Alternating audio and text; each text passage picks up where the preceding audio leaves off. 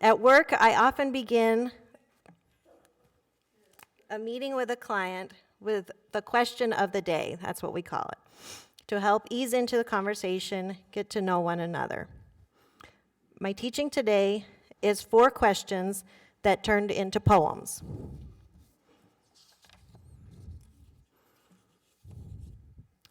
Question: what is something you wish you heard in church when you were a kid? One of the things I wish I had heard was this: if you have a mirror in your bathroom that reaches from the counter to the ceiling and is at least 8 feet wide, and you see yourself naked every day when you get out of the shower, after 10 years of doing this, you may begin to say, "Thank you, body, for taking care of me and doing all the amazing things you do." If you had a time machine, where would you go? Wherever I end up, I hope it's a time when toothbrushes have already been invented. But if I don't know about the possibility of a toothbrush, will I miss it? Do you feel you have an accurate assessment of yourself? Is that even the right question to ask? Do we have an accurate assessment of ourselves as a congregation? Will I be able to dance at my brother's wedding in April? How do you give up grief without being disloyal to the memory of the person who passed? Who will honor them if I don't? What kind of an evangelist are you?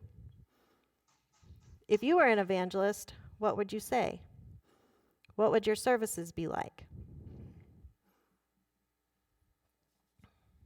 Question: how will you change the world? Answer: my mom's older brother, Uncle Denny, was killed in Vietnam. My dad went to seminary and as a result avoided the draft. I'm sorry others didn't have that chance. 50 years ago, did the people who started our church think that it was the end of the world? Or maybe that they were building a new world? I've been visiting a man at Hutchinson Prison for the past few years. This week he said, "My mental health lady told me that coming to M2 would change my life, and it did." When he came back from his first visit with me, he says he told his cellmates that he was done with using drugs. A captain recently helped him enroll in a reading class taught by other inmates.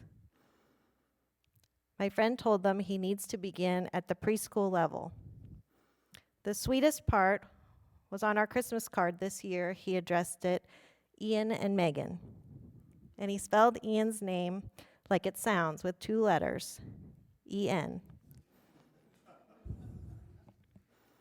He's worried because a lot of inmates are overdosing these days.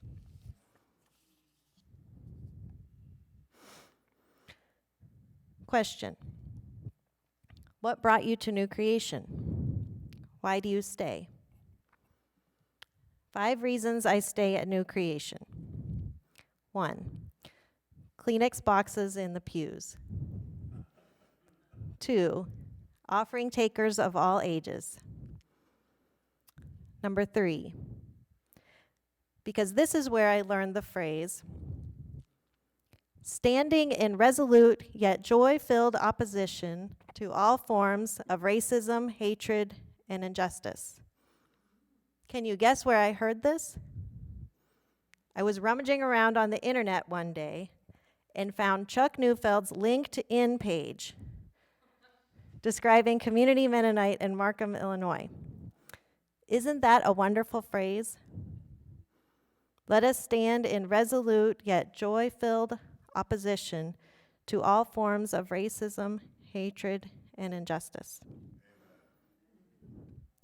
Number 4, because New Creation is where I first came to appreciate John Murray's email tagline,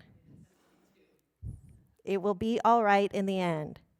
If it is not all right, It is not the end. I'm curious, what does that line mean to you? Number 5, because new creation is a machine that transforms despair into community. Question, can you tell me about this new creation machine? Answer, it's part of the little-known spiritual pharmaceutical industry.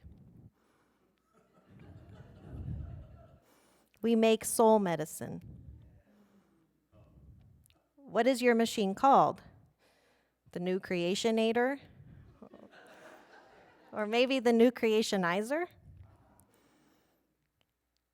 How do you know if you can work in the New Creation factory? The secret is showing up when you don't feel worthy to. As Mary Oliver says, tell me about despair, yours, and I will tell you mine. Meanwhile, the world goes on. Meanwhile, the sun and the clear pebbles of the rain are moving across the landscapes, over the prairies and the deep trees, the mountains and the rivers. Meanwhile, the wild geese, high in the clean blue air, are heading home again. Whoever you are, no matter how lonely, the world offers itself to your imagination, calls to you like the wild geese, harsh and exciting, over and over announcing your place in the family of things. Amen.